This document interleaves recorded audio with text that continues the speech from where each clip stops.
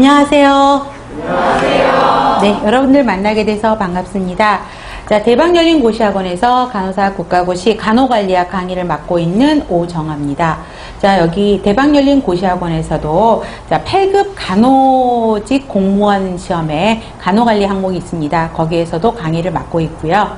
자, 그래서 여러분들이 지금 이제 간호관리학을 접하게 됐는데 학생 때 간호관리학은 좀 어렵지 않으셨어요? 국시 과목 중에 조금 어려운 과목이 간호관리학입니다. 왜 그러냐면 간호 파트도 아니고, 그죠? 간호에서도 관리라는 게 들어가게 되죠. 매니지먼트가 들어가는 거기 때문에 병원에서 임상 경험이 조금 있으시면 이해하기가 훨씬 쉬운 부분인데 학생들은 그런 게 없기 때문에 되게 어려워하는 과목 중에 하나가 관리학입니다. 자, 여러분들이 학원 기본서를 먼저 보시면 여기도 다른 과목과 마찬가지로 핵심 이론과 핵심 문제풀이로 이루어져 있습니다. 특히 간호관리학은 여러분들이 되게 어렵게 생각하시다 보니까 기출이란데 핵심 문제풀이들이 제법 많아요. 근데 여러분들이 나중에 보시면 아시겠지만 풀다 보면 동일한 개념을 물어보는 문제들이 반복 출제되어 있는 것을 보실 수 있습니다. 그래서 단순한 문제풀이보다는 문제풀이를 통해서 우리 다지기를 하는 과정이라고 생각해 주시면 감사하겠습니다. 자, 여러분 유인물 받으셨죠? 자, 그러면 출제 예상 문항수가 나와 있습니다. 자, 예전에는요, 자, 16년 국시에서 특이하게 간호의 역사가 두 문제 나왔어요. 자, 간호 역사는요, 세계사, 한국사 나눠지는데 16년, 올해 16년 것만 빼고요. 15년까지는 보통 10문제에서 12문제 정도 많이 나왔어요. 간호사는요, 굉장히 단순하게 외워야 될 게 굉장히 많아요. 숫자들이 역사니까 연대별로 특성들 있잖아요. 그런 거를 다 외워야 되고요. 특히 한국사는 법이 개정되면서 어떻게 간호 관련 내용들이 바뀌었나를 다 외워야 되는 단순 암기 내용들이 많아요. 그래서 여러분들이 그 시대적 흐름을 이해하지 않으면 되게 이해하기 어려운 내용 중에 하나였어요. 그래서 역사에서 10문제에서 12문제 정도 나왔었어요. 그래서 이번에 열심히 공부했죠. 그러는데 16년 국시에 두 문제 나왔어요. 세계 간호사, 한국 간호사 하나씩. 그것도 아주 쉬운 문제로 맥이 풀리는 상황이죠. 그런데 내년에는 또 어떻게 된다라는 17년 국시에는 어떻게 된다라는 거를 말을 할 수가 없어요. 그거는 출제위원들이 결정할 문제예요. 그래서 지금 제가 이 예상 문항수가 꼭 맞는다는 보장은 못하는 거죠. 그렇죠? 그래서 작년에 그렇죠? 역사, 세계 간호사 한 문제, 한국 간호사 한 문제 나왔다는 전제 하에 이렇게 조정을 해본다라는 거고요. 그렇다고 우리가 두 문제 나오는데 여기다가 시간과 에너지를 많이 투자해야 될 것이냐라는 질문이 들 수 있는데 17년엔 또 어떻게 변할지 모른다고요. 다시 10문제로 볼게 할지. 그거는 변수예요. 그렇다고 우리가 공부를 안 할 수는 없어요. 그래서 제가 고민을 하다가 결국은 예전 버전하고 똑같은 방향으로 공부를 진행을 할 겁니다. 거기서 다행히 쉬운 문제 두 문제 나와주면 고마운 거고요. 그랬다가 두 문제 대비 준비하다가 갑자기 10문제 나오면 여러분들이 당황하는 건 여러분들이거든요. 그렇기 때문에 일단 예상은 두 문제지만 이거는 변수가 굉장히 많다라는 거죠. 지금까지는 1년, 그러니까 16년 것만 빼놓고는 15년까지는 평균 10문제에서 12문제 이상 나왔어요.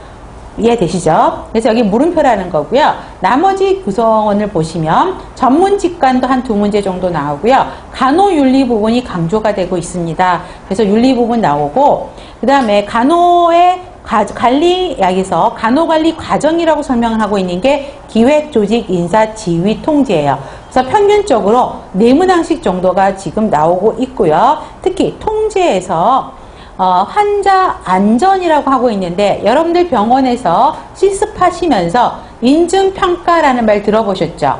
그래서 여러분들이 실습하시고 나서 컴플레인이 뭐였냐면 인증평가 관련 때문에 수간호사 얼굴을 볼 수도 없었다. 수간호사님이 학생들을 방치하는 것 같다. 뭐 그런 멘트를 쓰시는 학생들도 있었어요. 그만큼 인증평가가 굉장히 중요하기 때문에 이제 병원에서 매달릴 수밖에 없는데 인증평가와 관련된 문제들이 최근에 공무원에서도 많이 나오고 있고요. 그 다음에 그 부분도 국시에도 나올 가능성이 있습니다. 그래서 인증평가에 대한 내용도 같이 통제 부분에 설명을 해드릴 거고요. 여러분들 JCI라고 들어보셨나요? 이름? 실습하면서 병원 문 앞에 막 프랭카드 걸리죠. JCI 인증받은 병원이다. 자랑삼아 올리죠. JCI라고 하는 데는 세계적으로 인증한 병원을 인증평가하는 기구예요. 그러면 한국도 아니고 세계의 기구가 와서, 국제적인 기구가 와서 병원표 심사를 해서 인증을 해주는 거거든요. 그 심사를 통과했다고 병원에서는 자랑을 하는 건데, JCI 인증평가 기준의 대표적인 것이, 거기서 JCI에서 모토로 세운 것이 환자 안전에 대한 부분을 굉장히 강조를 하고 있습니다. 그래서 점차 환자 안전에 대한 문제들이 굉장히 강조가 되고 있을 거란 생각이 들 겁니다. 그래서 통제에서 환자 안전과 간호단위 관리에서도 여기에도 또 안전관리가 들어가죠. 낙상을 할 때는 어떻게 해야 되냐, 환자 확인을 할 때는 어떻게 하느냐, 수혈을 할 때는 어떻게 해야 되느냐, 불이 났을 때는 어떻게 해야 되느냐, 뭐 이런 것들이 전부 안전관리에 속하는 건데, 그러한 부분을 강조해서 설명을 해 드릴 거고요. 그래서 환자 안전관리 활동도 들어갈 겁니다. 자, 그런 부분을 이제 총괄해서 여러분들이 공부를 하시면 좋겠고요. 관리도 여러분들 몇 문제죠? 총 35문제죠. 물론 역사처럼 단순하게 숫자를 외워야 되는 것도 있지만, 여러분들이 반드시 이해가 동반이 되어야지만이 문제를 풀 수 있는 파트들도 있습니다. 그런 부분들은 제가 꼼꼼하게 정리를 해서 여러분들에게 도움을 드리고자 노력을 할 거고요. 결국은 어때요? 저는 여러분들한테 정보를 제공하지만 실제적으로 행동하는 건 여러분들이 하셔야 되겠죠. 제가 드리는 정보를 받고 여러분들은 그거를 흡수해야 되는 사명감을 지금 갖고 계시는 겁니다. 아셨죠? 따라오실 수 있을 거고요. 자, 교재 몇 페이지예요, 여러분? 양 어마어마하지 않습니까? 그쵸? 저 페이지 줄이라는 말을 들었어요.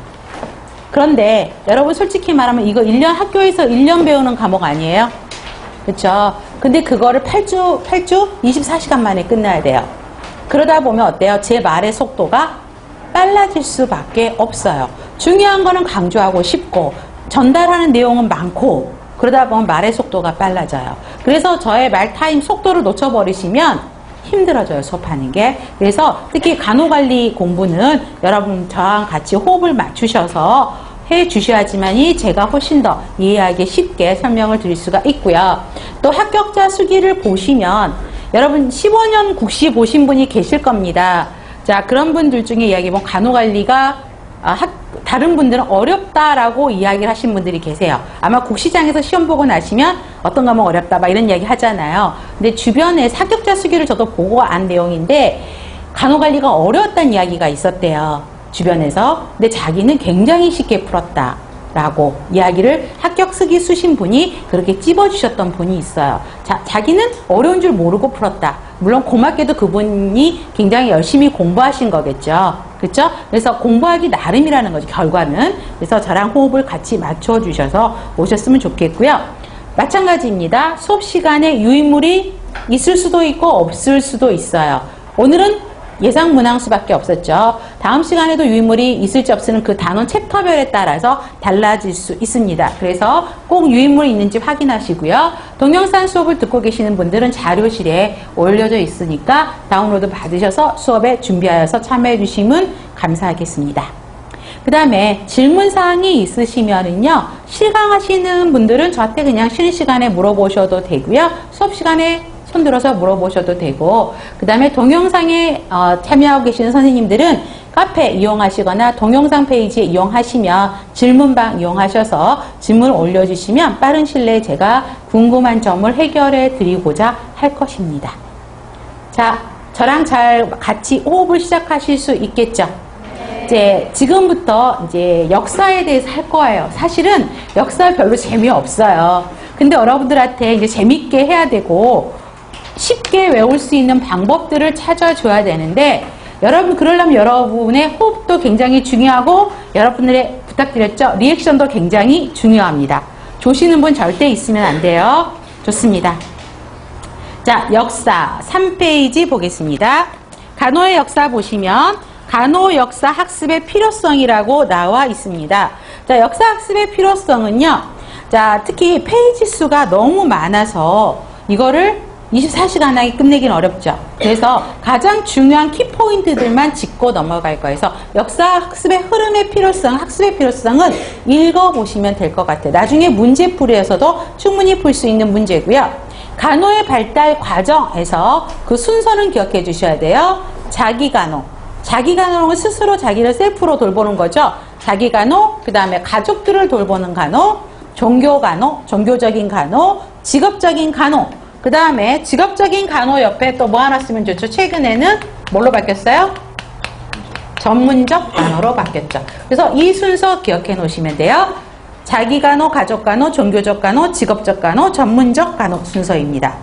자, 그러면 세계간호사부터 볼게요. 세계간호사는 먼저 보시면 순서를 먼저 보셔야 되겠죠. 원시시대, 그 다음에 고대 문명시대, 그 다음에 뭐가 있죠? 초기 기독교시대, 중세시대, 근대시대, 현대시대 흐름에 맞춰서 간호의 변화가 나와 있는 것을 볼 수가 있습니다. 자, 원시시대의 대표적인 특성을 보시면 여기도 자기간호 중심이죠. 주로 간호는 여성들이 제고를 했기 때문에 여성들이 아이를 양육하거나 아이를 돌보는 가족간호 위주의 간호가 이루어져 있고요. 그 다음에 물활론이 그땐 강조가 됐었죠. 물활론은 뭐예요? 다 살아있는 걸로 생각하는 것이죠. 그렇기 때문에 인간의 건강과 질병을 좌우한다고 믿었던 것이에요. 그래서 물활론인데, 자, 모성애적 간호죠. 가족 간호가 이루어졌고요. 마지막 땡 별표 본능적인 간호에서 그 다음에 본능적으로 간호를 하고 그 다음에 경험에 의해서 하고 그 다음에 이때는 주술이 발달했죠. 그래서 미신에 의한 간호들이 이루어지기 시작했다는 것입니다. 그래서 자기간호 첫 번째 땡과 다섯 번째 땡 기억해 주셔야 되겠고요. 그 다음에 고대 문명 시대에 보시면 몇 개 국가가 적혀져 있나요? 8, 그리스, 로마까지. 그러면 7개의 나라가 있죠. 그러면 그 7개의 나라의 특성들을 명확하게 정의하셔야 됩니다. 나중에 조금 있으면 문제에 풀이 들어갈 거거든요. 막 헷갈려요. 이게 로마인지 이게 그리스인지 이게 인도인지 핵심적인 거를 정리를 확립하셔야 되는 것입니다. 자, 그러면 바빌로니아, 메소포타미아에 대한 간호인데, 자, 두 번째 보세요. 하무라비 법전을 기억을 하셔야 되겠죠. 그래서 하무라비 법전은 위생시설, 의료행위에 대한 내용들이 들어가 있었고요. 눈에는 눈, 이에는 이 문장이 항상 들어가 있습니다. 그 다음에 이때도 천문학, 수학, 점성술이 연구가 됐었고 전염병이 그냥 불길한 별들의 영향으로 생각해서 미술, 마술, 미신 이런 것들이 많이 연결이 되어 있었고 질병에 대한 개념이 신을 노하게 한 벌이라고 생각을 해요. 그렇기 때문에 그렇게 질병을 연결을 시켰고요. 그거 정도만 기억해 주시면 돼요. 대표적으로 문제가 많이 나오는 게 하무라비 법전입니다. 그 다음에 이집트는 별표하세요. 이집트는 은근히 문제가 많이 나오는 쪽의 나라입니다. 자, 파피루스 이야기 많이 들어보셨죠? 고대 의학의 문헌이에요. 그래서 의학 문헌이 파피루스인데 거기에는 원인, 질병의 원인, 증상, 처방이 다 기록되어 있어서 파피루스를 기억을 해 주셔야 되고요. 우리 이모탭이라는 거를 어디서 보셨나요? 어디서 들어보시지 않으셨어요? 영화 미라에서 조금 나쁜 악령으로 나오지 않던가요? 좀 이상하게 악령으로 나왔는데 실제 이모탭이라는 사람은 성직자면서 이집트의 의술인이었어요. 그래서 최초 신부 의사 이름이 이모탭이었다라는 거 기억하셔야 되겠고요. 그 다음에 양리학, 삼파술, 공중위생, 위생법들이 많이 발달을 했고 특히 4번 별표요. 미라 그럼 여러분들 아시죠? 신념에 따라 4, 5세기 신념에 따라서 시체를 썩지 않게 보존하는 의학기술 간단하게 세 글자 미라 만드는 기술이요. 이게 이집트인 거죠. 그 다음에 점성술은 거의 고대 문명은 거의 비슷했고요. 그 다음에 6번 별표요. 여성의 지위, 다른 나라들은 여성의 지위는 높지가 않았어요. 근데 여성의 지위가 높았던 나라가 이집트예요. 그래서 이집트를 쉽게 외우는 방법, 여러분들 클레오파트라 혹시 생각나세요? 그럼 되게 멋있는 여자였죠. 그렇기 때문에 클레오파트라는 그냥 되게 높은 여성이었지 그러면서 이집트는 여성의 지위가 높았다 이렇게 연결시키시면 되겠습니다. 그래서 1. 파피루스, 이모탭, 미라 그 다음에 여성의 지위는 꼭 기억해야 될 내용입니다. 그 다음에 팔레스타인이죠. 헬스코드라서 모세법 별표하세요. 뛰어난 공중위생법을 여기서 모세법에서는 이야기를 하고 있죠. 그래서 주로 질병 예방법에 대한 내용들이 여기에 다 들어가 있었고요. 그 다음에 3번 할례에 대한 이야기를 많이 아실 겁니다. 그래서 할례는 문제가 많이 나오기도 하는데 난이도 하 문제 중에 하나가 할례를 언제 하냐 뭐 이런 유치한 문제도 있긴 해요. 8일제라는 거 기억해 주시면 좋겠고요. 중요한 건 4번이겠죠. 예방의학, 공중위생법을 실행하면서 예방의학을 사용했다라는 것입니다. 그래서 나환자, 전염병 환자 관리도 했고요. 그 다음에 오염된 우물 검사도 했고, 정교적으로 돼지고기 안 먹는 건 여러분들이 아실 거고요. 그래서 1번과 4번, 그다음에 할례까지 기억해 주시면 좋겠습니다. 다음 인도죠. 인도는 별표 많이 하세요. 인도, 이집트처럼 인도에 대한 문제는 생각보다 많습니다. 자, 인도에서는 의사가 승려 계급이라는 브라만이라는 승려 계급에서 나왔어요. 그러면 브라만이라는 직급이 높았을까요? 낮았을까요? 물론 4개 직종을 다 외울 필요는 없어요. 근데 가장 높은 직종이 직급이라고 그러죠. 계급이죠, 계급. 계급이 브라만이었어요. 그 승려가 가장 높은 집단에 있었는데 거기서 의사들이 나오기 시작했죠. 그래서 브라만이라는 거 기억해 주시면 되겠고요. 그 다음에 베다라는 말이요. 힌두교 경전이에요. 그래서 인도의 대표적인 게 베다예요. 그래서 질병에 대한 이야기들이 있었고, 그 다음에 위생치료에 대한 게 있었고, 우리 별표할 건 3번이에요. 아편 사용하는 방법. 그 다음에 천연두를 예방하는 방법이 기록되어 있었다라는 거, 베다에. 그 다음에 4번요. 다른 나라 술에 비해서 외과적 기술이 인도가 발달했어요. 특히 어떤 기술이요? 어떤 외과적인 결계술? 편도선 절제술이요. 그래서 편도선 절제술이 항상 나오는 닦아지 문항입니다. 그래서 인도 그러면 외과 수술이 발달했다. 그러면서 그 중에 어떤 거? 편도선 절제술이 가장 좋았다라고 기억하시면 되겠고요. 그 다음에 3번에서는 최초 이런 말 들어가면 다 외워야 돼요. 여러분. 최초. 그럼 누구예요? 인도에서 역사상 최초 병원을 설립한 사람 누구라고요? 아소카왕. 3대 왕이 중요한 게 아니고 자선사업, 위생사업이 중요한 게 아니고 그렇죠? 최초로 병원을 만든 사람은 인도의 아소카 왕이었다라는 거. 그 다음에 4번 별표. 질병 예방이 치료보다 더 중요했다고 해서 예방 중심으로 이야기를 했고, 천연두 예방법들이 기억되어 있어서 뭐 하죠? 우두 접종을 처음으로 시작을 했었죠. 그래서 천연두 예방법 플러스 우두 접종, 이것도 대표적인 인도에 관한 문제입니다. 다음 만우법전에 대한 것도 가끔씩 나오고요. 그 다음에 인도는요, 대부분이 간호를 누가 했냐면 남자들이 했어요. 그래서 7번도 별표. 남자 청년들이 하면서 굉장히 도덕적 규범이 높았고 높은 기술들을 요구했다라는 것입니다. 다음 중국입니다. 중국에 대한 것도 많이 나오는데 중국은 그렇게 어렵지 않아요. 왜냐면 비슷한 동양권 문화이긴 해서 어렵지는 않는데 1번 중국 의학의 특징은 정리를 꼭 해주셔야 될 필요가 있습니다. 중국도 예방에 포커스를 맞췄고요. 특히 혈액순환이죠. 기 이런 거 따지는 거. 그래서 진맥, 맥을 짚는 거 기술 발달했고요. 그 다음에 병의 원인을 자연에서 찾아가기 시작했죠. 그래서 음양오행의 조화가 이루어질 때를 건강이라고 봤고요. 특히 약초, 침, 뜸을 이용한 간호들을 이루어줬고, 특히 체질에 따른 치료법이요. 그러면 이거 뭐죠? 태양인, 태음인, 소양인, 소음인 4개의 체질에 따른 간호법들이 발달이 됐고요. 그 다음에 오염된 식수가 있어서 식수들이 오염돼서 그걸 끓여 마셔서 차 문화가 발달했다라는 것이고요. 요거 정도만 기억하시면 되겠죠. 그래서 외과적인 것보다 중국은 내과적인 것, 그 다음에 침, 친구 이런 것들이 더 많이 거기에 포커스가 맞춰져서 간호가 이루어졌다는 거 기억하시면 좋겠습니다. 다음에 서적 이름은 보셔서 그냥 한번 읽어보시면 될 것 같고요. 가끔씩 뭐 나오기도 했었어요. 예전에 기출문제에 뭐 신농, 본초경 뭐 이런 것도 나왔었는데 지금은 그거보다는 4번요. 동양은 여성을 강조했을까요? 남성을 강조했을까요? 그렇죠. 여성 하위 문화죠. 그래서 남성 우위 사상 강조로 해서 간호는 누구에 의해서 이루어졌다? 남자요. 상대적으로 여성은 간호사 활동이 거의 어려웠습니다. 다음에 그리스입니다. 그리스 그러면 여러분들 초등학교 때부터 봤던 게 뭐예요? 그리스 신화 만화, 로마 신화, 아니 그리스 신화 많이 봤었죠. 그거 신화 이야기 나오면 그리스로 가셔야 되겠고요. 특히 아스클레피우스요. 자, 이 사람은 그리스 신화의 의사였죠. 아폴로 아들이고 뭐 이런 게 문제가 나오지는 않지만, 그다음에 아스클레피우스, 그다음에 카두세우스는 별표하세요. 자, 카두세우스는 뭐예요? 의료를 상징하는 지팡이 이야기하고 있는 거죠. 그래서 누구의 업적을 상징한 거예요? 그렇죠. 동그라미 하셔야 되겠죠. 아스클레피우스의 업적이에요. 그걸 상징하는 지팡이가 카두세우스고, 가끔씩 이 동물들이 문제에 나오기도 한답니다. 자, 뱀이 몇 마리? 그렇죠. 두 마리가 중요한 건 아니고 뱀이 있고 꼭대기에 뭐가 있죠? 비둘기가 그려져 있고요. 그 다음에 그래서 이게 뭘 의미하는 거예요?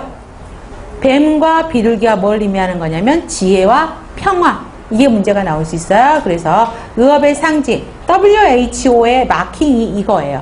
그래서 이걸 카두세우스라고 이야기를 하고 있습니다. 그래서 가끔씩 카두세우스에 대한 문항이 나오기도 하고요. 그 다음에 히포크라테스 의학의 아버지라고 설명을 하고 있죠. 그래서 병의 원인들을 이 사람은 규명을 하기 시작했어요. 그래서 관찰과 경험을 중시. 그 전까지는 주술에 의한 간호들이 이루어졌다 그러면 이때부터는 관찰하고 경험을 중시하는 의학적인 기틀을 히포크라테스부터 만들기 시작했다는 것입니다. 그 다음에 의사들 선서할 때 어떤 선서예요? 히포크라테 선서하죠. 우리 간호학은요, 나이팅게일 선서하죠. 그거하고 똑같은 맥락이에요. 그래서 히포크라테스 선서를 하게 되면서 후에 이게 성문화가 됐다라는 것이고요. 그 다음에 아리스토텔레스가 나오고, 아리스토텔레스는 뭐 해부학, 생리학의 기초를 이뤘고요. 또 중요한 건 여성의 지위죠. 여성의 지위는 다 낮았어요. 높았던 데가 어디라고요? 이집트. 그렇게 하시면 돼요. 그러면 외울 필요 없는 거지, 여성의 지위는. 자, 그 다음에 환자 보호시설 발표하세요.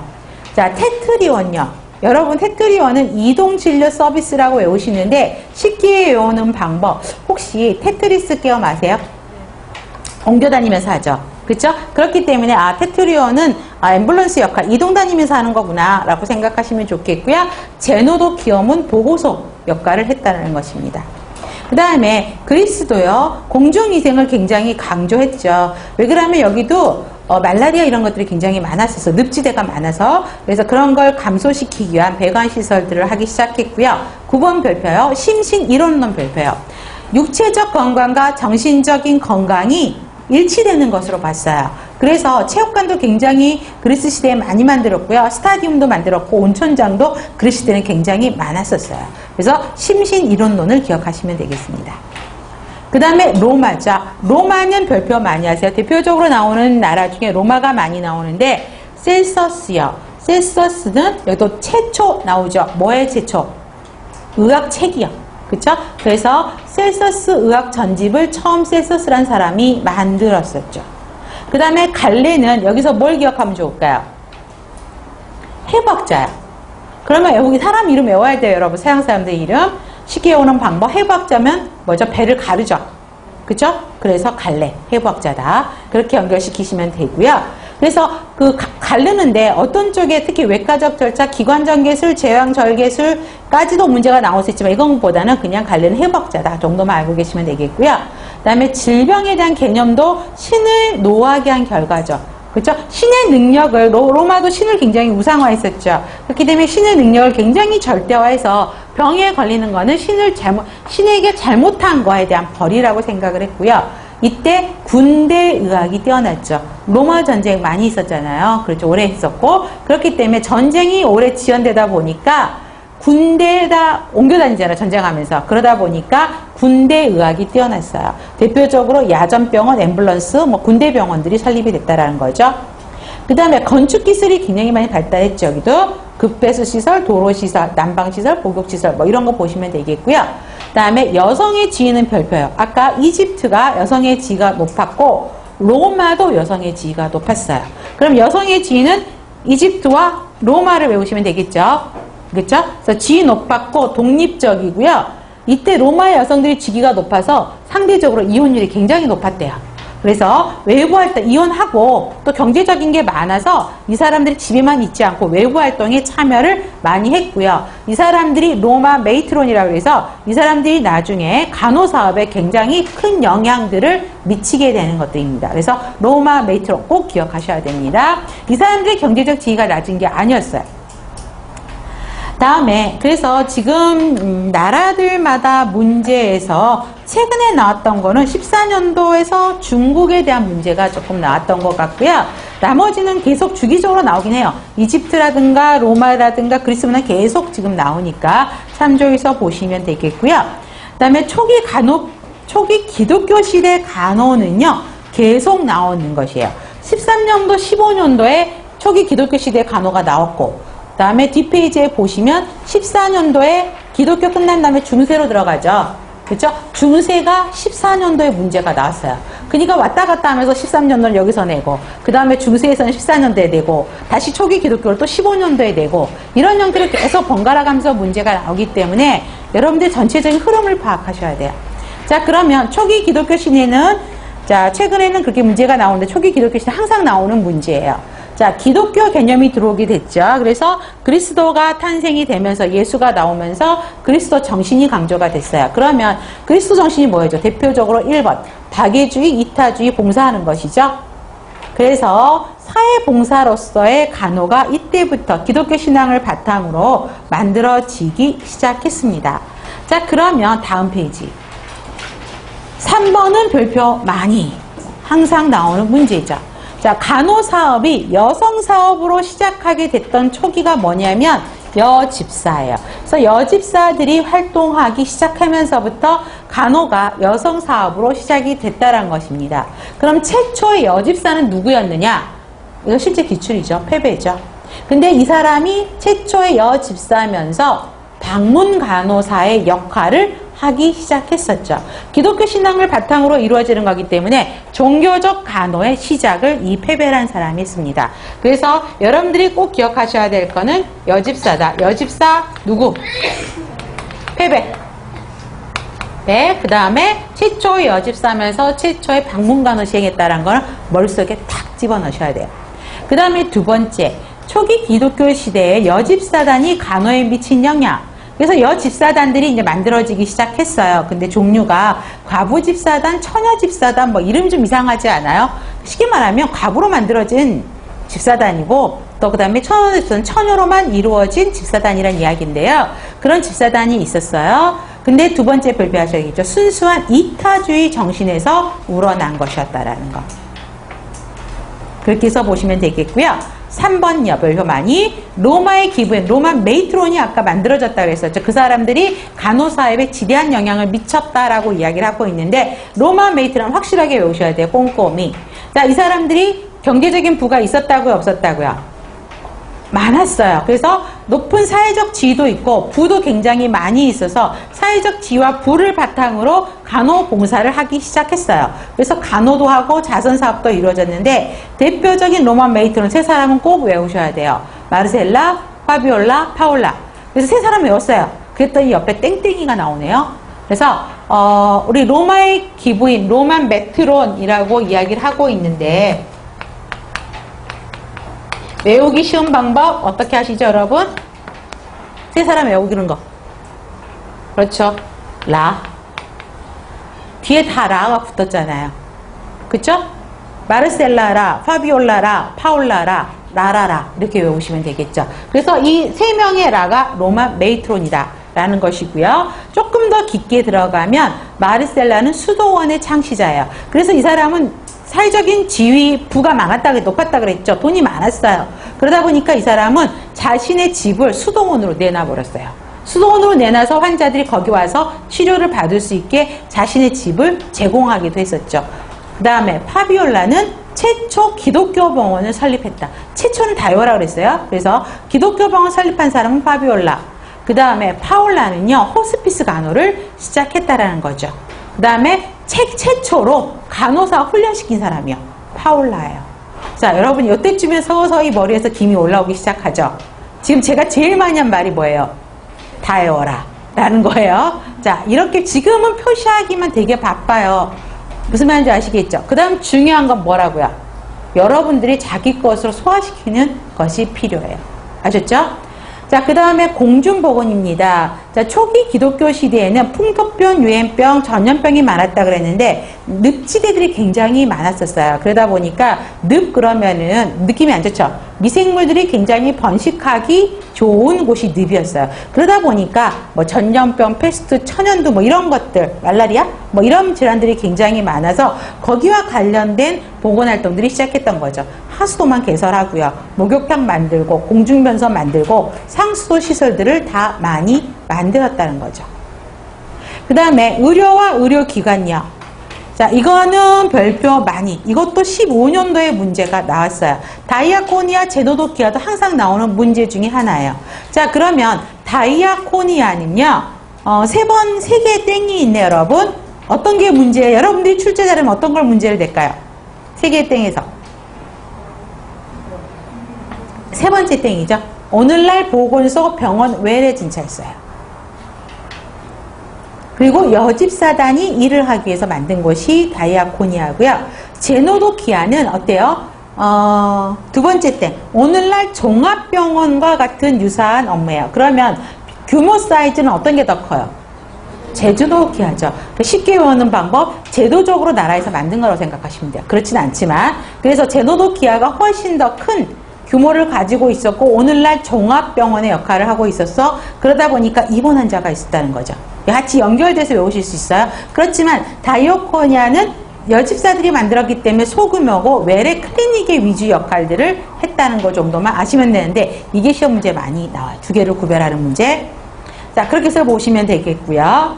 다음에 중세입니다. 중세도요, 14년도에 문제가 한 번 나오고, 14, 15년도에도 문제가 계속 나왔었네요. 자, 중세는요, 굉장히 혼란이 심했었어요. 그래서 중세는 간호의 암흑기보다는 시대적으로 굉장히 암흑기가 연결이 됐었죠. 그래서 중세 전반기의 특성을 봐보세요. 사회제도가 되게 무질서했고요. 전염병들이 굉장히 많았었어요. 그래서 문제들이 질병 예방에는 관심이 없었고 또 병이 걸리면 이거는 신의 섭리예요. 그렇기 때문에 치료에 별로 관심도 없었어요. 신이 그냥 벌 주는 걸로 병이 생긴 거다라고 이야기를 했었죠. 그래서 대표적인 게 그 뒤에 또 나오겠네요. 일단 중세 전반기에는 그 간호활동을 주로 왕족들이 했다라는 것이에요. 특수계층에만 그런 교육할 수 있는 기회들이 주어져서 왕족들이 했어요. 그렇지만 그 왕족들이 인력이 많지 않죠. 그렇기 때문에 간호 인력으로는 충분히 그 사람들을 활용할 수는 없었다라는 것입니다. 자, 보세요. 그래서 조직적인 간호는 이루어지지 않았어요. 그렇지만 이 왕족들이 했기 때문에 부유한 상류 여성들이 참여를 해서 질이 높았고요. 특히 중세 그러면 왠지 막 중세 성들 많이 나오죠. 그래서 중세 간호사들 이름 붙으면 성 누구 이렇게 써 있거든요. 그렇기 때문에 주로 수도원에서 이루어지는 간호들이 굉장히 많았어요. 그러다 보니까 수도원에서 수녀들에 의한 간호가 많이 이루어졌겠죠. 그러다 보니까 질이 높은 간호고 왕족들이 참여하기 때문에 이때 중세 시대의 간호는 질이 높았다는 것입니다. 그 다음에 보시면 되겠고요. 다음에 봉건제도와의 간호요. 자, 그러면 중세 전반기의 간호의 중세 전반기의 특징을 보게 되면요. 대표적인 게 수도원 제도예요. 그래서 수도원을 통해서 의료와 간호가 이루어졌던 특징을 볼 수 있고요. 두 번째는 봉건제도가 이때 이루어졌었죠. 봉건제도 하에서의 간호가 이루어졌었고, 그 다음에 이슬람교가 간호에 영향을 미친 것을 볼 수가 있습니다. 그래서 중세 간호에 영향을 미친 세 가지 조건을 따지라 그러면 이 세 가지 조건으로 정리를 하시면 되겠습니다. 자, 그러다 보니까 다음 페이지에 봉건제도 나오죠. 거기서 보면 봉건제도의 수노원 제도가 나옵니다. 자, 이방인들의 침략을 해서 모든 시설을 파괴해버렸어요. 그러다 보니까 사람들이 피난을 하게 되죠. 어디로 피난해요? 교회, 성당으로 다 도망을 갑니다. 자, 그래서 현실에 대한 불안감으로 수도원 생활을 하는 신자들이 생기는데 수도원으로 피난할 수 있는 사람들이 거의 왕족들이었어요. 상류계층들. 나머지 서민들은 피할 수가 없었죠. 도망가지를 못해요. 그래서 상류층 계층이 수도원으로 들어가면서 수도원 그러면 왠지 청빈, 청결, 복종을 요구하는 금욕적인 생활들 많이 하죠. 그 다음에 수도원을 중심으로 귀족계통들이 돈을 들고 다 수도원으로 들어가서 살았어요. 그러다 보니까 그 사람들의 경제적인 거를 수도원에서 풀게 되죠. 그래서 의료, 치료, 봉사활동들이 수도원 중심의 의료와 간호가 이루어지는 것입니다. 그래서 수도원 안팎에 극빈자를 위한 무료 진료소 병원이 만들어지고요. 의료 사업은 전적으로 수도원에서 이루어져요. 근데 중요한 건 병원 시설은 나라에서 만든 병원인 거죠. 수도원에서 하는 의료와 나라에서 만든 병원은 별개로 운영이 됐던 거죠. 그렇지만 병원은 별로 질은 높지는 않았어요. 왜? 돈 있는 사람들이 전부 수도원으로 가고 수도원에서 돈을 푸니까 그쪽에서 종교적인 신념을 갖고 수녀들, 그 다음에 그 남자분들 있죠? 수호사들에 의해서 질 높은 간호들이 제공이 됐기 때문에 훨씬 그쪽이 더 좋았다는 것입니다. 그래서 중세 전반기에는 많은 성자 간호사 중에서도 수도들을 중심으로 한 성자 간호사들이 나타나기 시작했었죠. 그 다음에 질병에 대한 개념도 아까도 말씀드렸죠? 전염병은 신의 섭리라고요. 그래서 병이 왜 발생했지? 이거를 예방하려면 어떻게 해야 될지 이런 관심조차도 없었던 게 중세 개념입니다. 그래서 간호는 조직적인 간호는 이루어지지 않았다고 아까도 이야기했었고요. 신의 일을 하는 것이 수도원에서 이루어지는 거기 때문에 신의 일을 대신해서 이 사람들이 하는 거예요. 그러다 보니까 정제와 정화의 수단으로 간호를 제공했고요. 그 다음에 수녀들에 의해서 높은 수준의 간호가 이루어졌다는 거 꼭 기억하셔야 돼요. 그래서 간호의 이미지를 성자의 이미지까지도 올라갔다는 이야기입니다.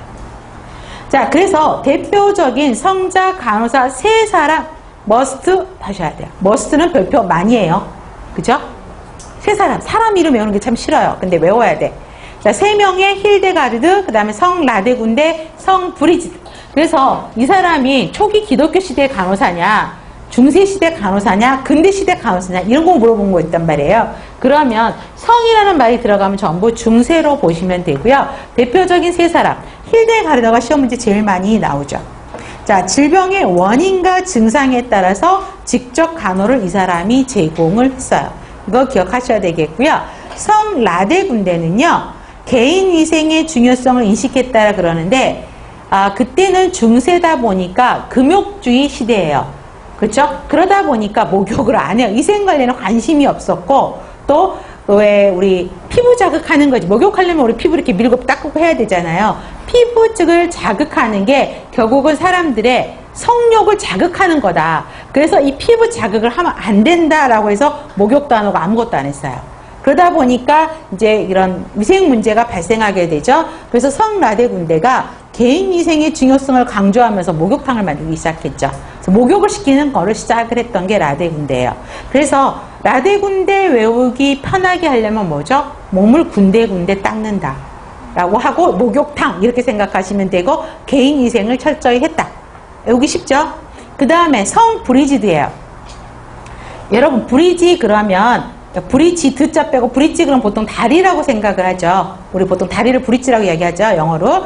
그러면 이 사람들이 세 번째 땡 수도원을 아일랜드까지 가서 소개를 했어요. 그렇죠? 그럼 이걸 어떻게 외우면 좋을까? 다리 건너서 아일랜드까지 건너갔다고요. 그래서 아일랜드에 가서 이 사람들이 브리지트라는 사람이 아일랜드에 가서도 여자 수도원을 만들었고 그 다음에 나병 환자 케어에 관심을 가졌다. 여기 정도만 파악하시면 돼요. 그래서 문제는 나중에도 문제풀이하면 이 세 사람들이 계속 나와요. 아셨죠? 그 다음에 중세병원이죠. 리옹의 호텔도 파리 호텔도인데 최초의 간호사 고해하기 위해서 모인 평신도 여성이에요. 그래서 평신도 여성과 미망인이 리옹 호텔주에서 시작을 했다라는 거 보시면 되겠고요. 우리가 기억해야 될 건 5번이에요. 살레르노 의학교. 그러면 이것도 뭐가 중요하냐면 유럽 최초 의학교예요. 유럽에서의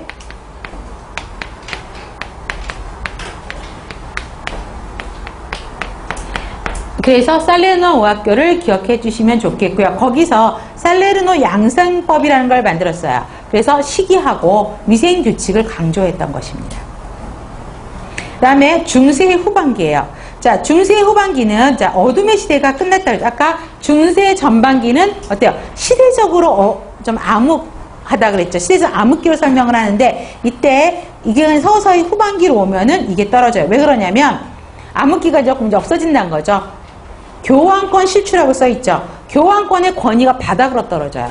그 다음에 중세는 기사단들이 활동했었죠. 중세 기사단들. 초기 이 사람들이 너무 활동했었어요. 그렇다고 후기로 오면서 교황청 권위도 떨어지면서 거기에 교황청 권위가 떨어지다 보니까 기사들 세력도 떨어지게 돼요. 그쵸? 그러면 상대적으로 교황청이 떨어지면 상대적으로 뭐가 발달해요? 왕권이 발생하는 거죠. 그렇죠? 그러니까 지금처럼 교황청이 실추되고 기사단 세력들이 떨어지면서 상대적으로 왕권 강화가 되기 시작합니다. 그러다 보니까 도시가 성장하고 인구가 배치가 되는 도시 상공업들이 발달하게 돼요. 동방무역이 발생한다는 거죠. 자, 그래서 간호 선구자들의 역할들을 하게 되고요. 자, 3번. 여기도 어차피 중세기 때문에 초기 중세 초기에도 성자 간호사들이 있었죠. 이 사람들이 없어지지는 않아요. 계속 성자 간호사들은 배출이 되고 있는 거고요. 4번이죠. 전쟁을 하게 되죠. 십자군 전쟁이요.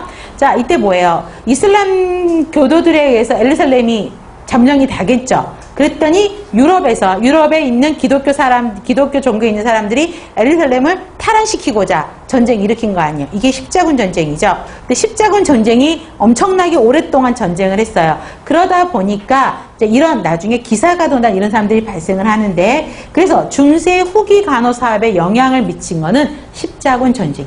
오랫동안 전쟁을 하다 보니까 다친 군인들, 사람들이 많아지고 케어해야 될 사람들이 많아지면서 간호가 엄청나게 발달을 한 것입니다. 그래서 십자군 전쟁이 간호 사업에 영향을 미쳤고요. 또 봉건사회, 교황청이 떨어지는 거죠. 그런 게 돼서 되는 것이고, 그래서 맨 밑에 줄 병원과 건강을 돌봐주는 사람에 대한 요구가 증가했다라는 거죠.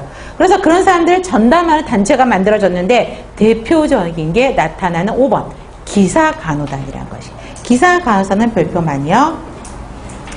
십자군 대원정의 결과로 나타나는 게 기사간호단이에요. 그렇죠? 부상당한 군인들을 치료하기 위해서 만들어졌어요. 그러다 보니까 구성원이 누구예요? 그렇죠. 전쟁 중이잖아요. 남자들로 이루어졌고 대부분이 군인 남자들로 이루어졌다. 기억하셔야 되겠고요.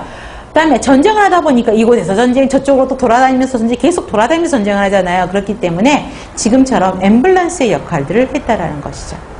그래서 동그라미 1번부터 동그라미 4번 별표만이 머스트예요.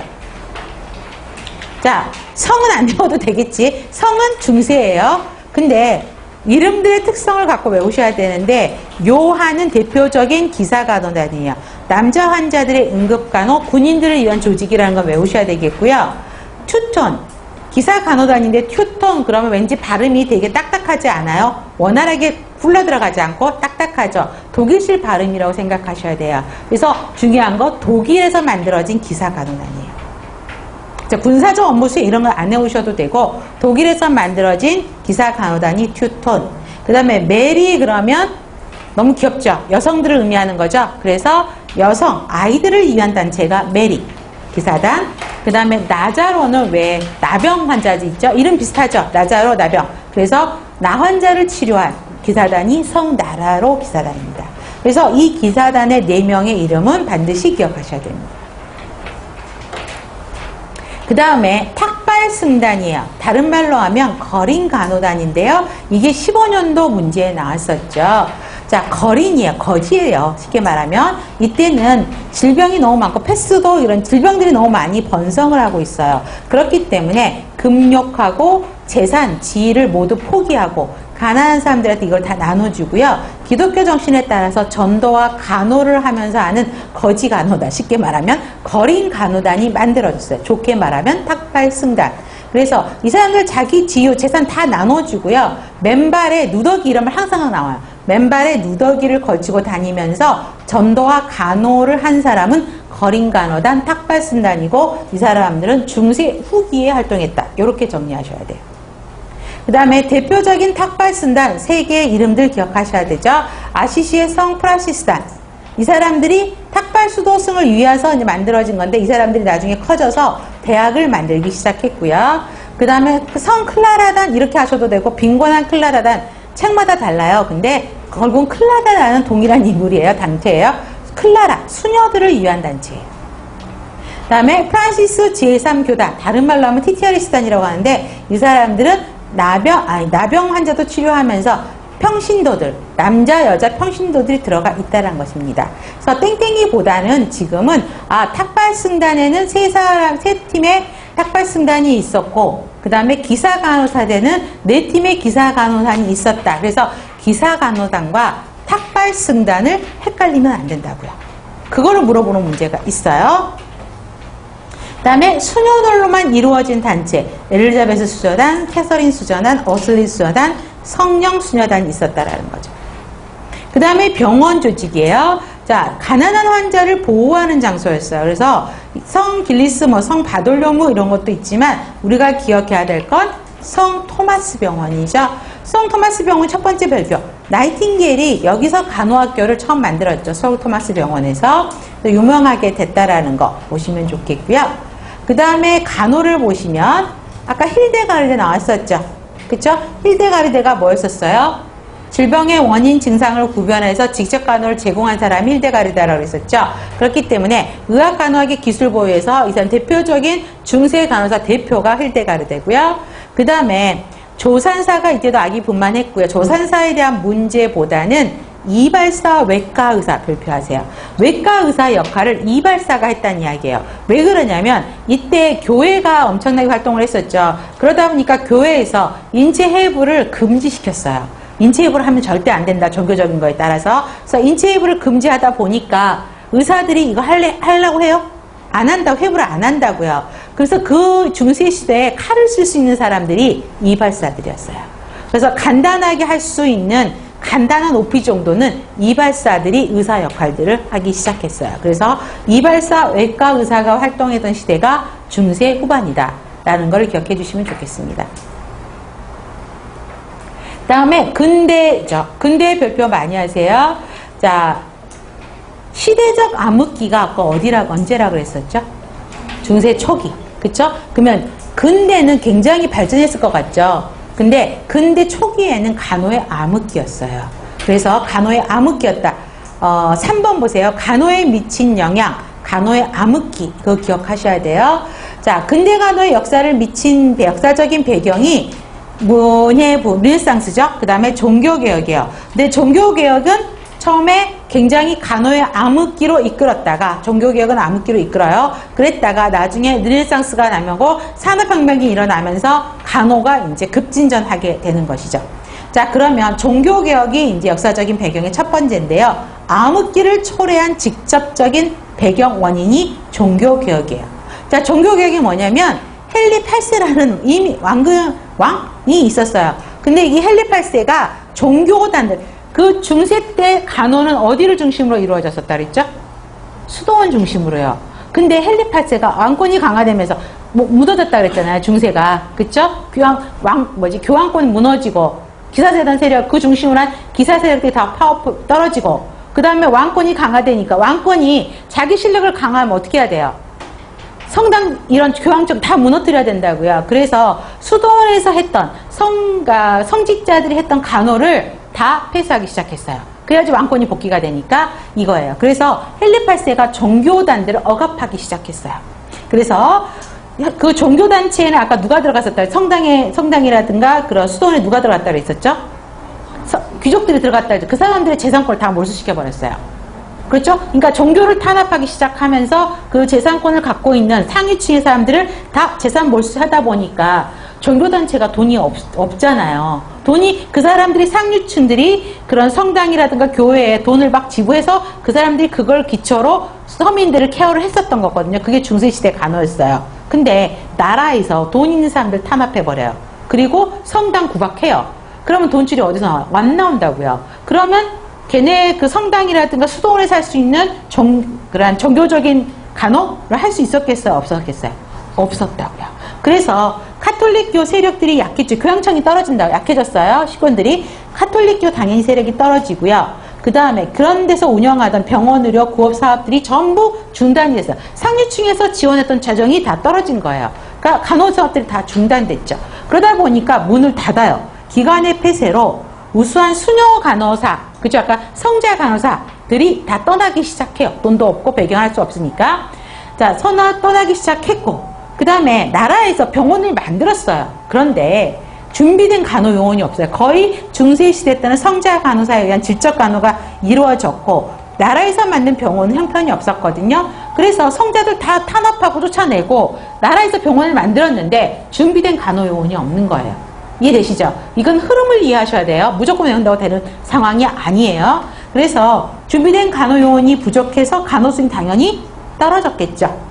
그 다음에 신교도들이 다시 나타났죠. 교황청들을 다 탄압했으니까 신교도들이 나온단 말이에요. 그 사람들이 뭐예요? 새로운 병원에 대한 거, 간호사업에 대한 관심도 부족했고, 그 다음에 중세 수녀단체들이 활동했던 거에 대해 굉장히 이 사람들이 부정적으로 판단을 했어요. 인식했기 때문에 더더욱 발전하기가 어려웠다는 거죠.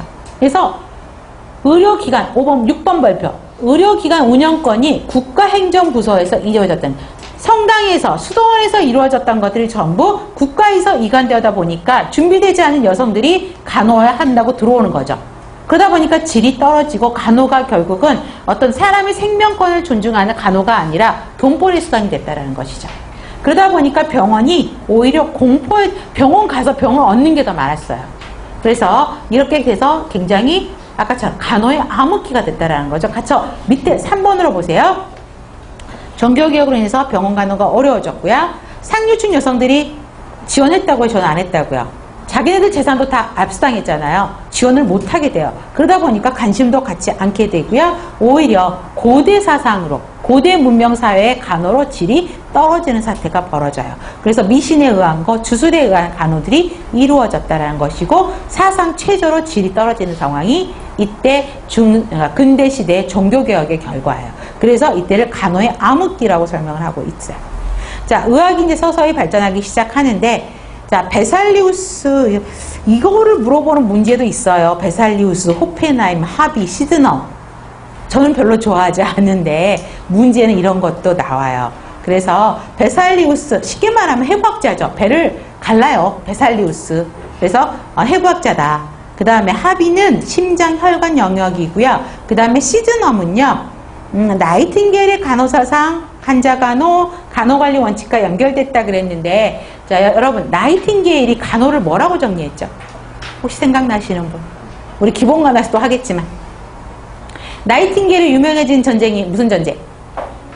크리미아 전쟁이죠. 전쟁이 일어나면서 군인들 사망률이 거의 50%였어요. 그래서 나이팅게일을 크리미아 전쟁으로 보내가지고 개선해라 라고 했더니 가서 보니까 나이팅게일 보니까 너무 황당한 거예요.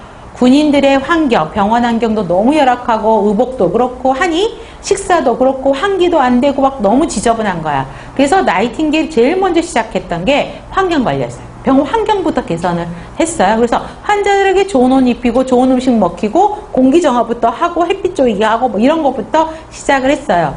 그리고 그런 환경만 개선해주면 사람은 스스로 자신을 치료할 능력을 갖고 있대요. 스스로 업그레이드 될 능력을 기본적으로 인간은 갖고 있기 때문에 간호는 이런 환경 관리만 깨끗하게 잘해주면 건강은 회복한다라고 했던 게 나이팅게일 간호 개념이에요. 그래서 시드넘도 보세요. 신선한 공기, 적당한 광선 유지, 환자의 병실 관리를 주장했던 거는 나이팅게일 개념과 비슷하죠. 그죠? 창문을 꼭 닫고 두꺼운 그때는 커튼으로 다 차단시켰다고요. 그런 걸 다 폐쇄시키고, 그죠? 자연 친화적인 환경 만들고 좋은 거 주고 해서 개선했다는 나이팅게일의 흐름과 비슷한 관리를 간호를 한 사람 시드넘이라고요. 아셨죠? 그거 기억하셔야 됩니다. 자, 그 다음에 사회개혁이 일어나죠. 사회개혁이 실제적으로 이제 의학과 과학을 발달시키는 계기가 된 거죠. 지금 보면 종교개혁은 오히려 더 떨어지게 했고요. 사회개혁이 일어나면서 산업이 발달하면서 의학과학이 발달하면서 간호도 이제 그쪽 파트도 간호에도 여성들이 진출할 기회가 많아지면서 직업적 간호로 발달하게 된 계기가 사회개혁이에요. 그래서 자, 종교적 자선 간호단 별표 마녀. 자, 여기 1번, 2번, 3번 다 별표하셔야 돼요. 자, 이런 말하면 정말 저는 마음이 아파요. 다 별표하라. 이것처럼 슬픈 이야기는 없는데 그만큼 빈도수가 높다는 이야기예요. 자, 종교적 자선 간호단 누가 만들었느냐? 이거 외우셔야 된다고요. 성 빈센트 폴이 만들었어요. 근데 이 사람이 만든 게 아니에요. 창설은 이 사람이 했지만 이 사람이 독자적으로 만든 게 아니라 프랑스의 유명한 부잣집 여성들의 지원을 받아서 빈센트 폴이 만든 거예요. 자, 그거 기억하시고 그 다음에 네 번째 땡이요. 종교와 간호를 구분했어요. 그래서 이때부터 유니폼 입기 시작했다. 일정한 복장을 입고 간호기술하고 간호와 종교를 구분해서 일을 하기 시작했다. 그 전까지는 종교적인 개념하에서 성자 간호사들에 의한 간호가 이루어졌었죠. 근데 이제부터는 종교를 떠나서 간호와 종교를 분리하기 시작한 게 사회개혁 후의 이야기예요.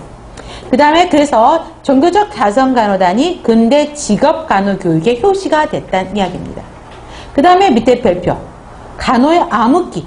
근대 초기가 아까 암흑기였죠. 종교개혁이. 그래서 암흑기에서 현대기로 넘어올 때, 좋은 쪽으로 넘어올 때 중대한 역할을 해서 간호사업에 큰 영향을 미쳤던 게 자선간호단이고요. 그 다음에 독일 신교 여집사단이요. 독일에서 만들었어요. 그래서 근대 간호가 탄생이 됐던 것이고요. 그 다음에 그 독일 신교 여집사단의 밑에 별표 있죠. 독일 카이저베르그 간호사 양송수. 이거 꼭 기억하. 이건 별표 많이 머스트예요. 자, 누가 만들었냐 문제도 있어요. 프리즈너 목사와 문스터 두 사람이 부부예요. 이 사람이 만들었고요. 그 다음에 중요한 거 세 번째, 최초 근대 여집사 간호단을 창설했어요. 그래서 독일 신교 여집사님이 만들었는데 어디를 기초로 만들어졌느냐? 카이저베르그 간호사 양성소에서 여집사단이 처음 활동하기 시작했죠. 그래서 이때 보세요. 실용간호학을 했대. 이론적인 게 아니라 실용 중심으로 했고요. 그 다음에 과목별로 나눴어요. 간호학, 약학 뭐 이렇게. 그래서 강의와 실습이 이루어졌고, 우리 별표 많이 나이팅게일 나오면 항상 문제 나와요. 나이팅게일이 이곳에 가서 정규교육을 받기 시작했어요. 그러니까 나이팅게일이 카이저베르그 간호사 양성소에 가서 간호교육을 받으면서 아, 간호교육이 필요한 거구나라고 깨닫기 시작한 데가 카이저베르그 간호사 양성소예요. 아셨죠? 그래서 이건 시험 문제 항상 나오는 거예요. 그래서 이 카이저베르그 간호사 양성소가 암흑기에서 직업적 간호로 전환된 계기가 이 양성소를 통해서 이루어졌다. 별표하셔야 되죠. 그 다음에 가끔가다 문제가 하워드, 프라이, 서브킹 나오긴 하는데 하워드는요. 형무소 개선 방안. 같은 히읗으로 연결시키세요. 어렵지 않죠? 하워드 그러면 히읗 형무소 개선 방안을 개선을 노력하고자 했고요. 프라이는 여제수를 위해서 했다라는 것입니다. 요거 정도만 기억하시면 될 것 같아요. 네, 잠깐 쉬었다가 나이팅게일 들어갈게요.